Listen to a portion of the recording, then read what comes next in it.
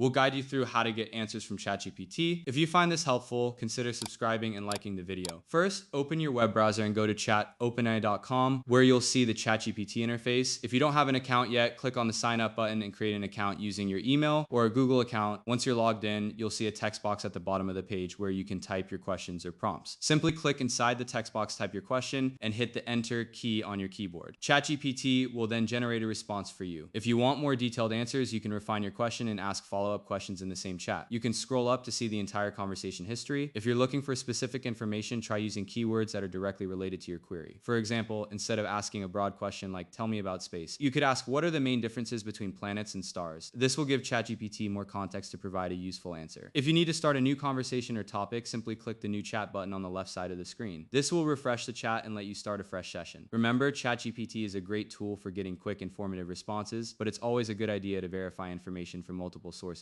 Don't forget to subscribe and comment if this helped you out.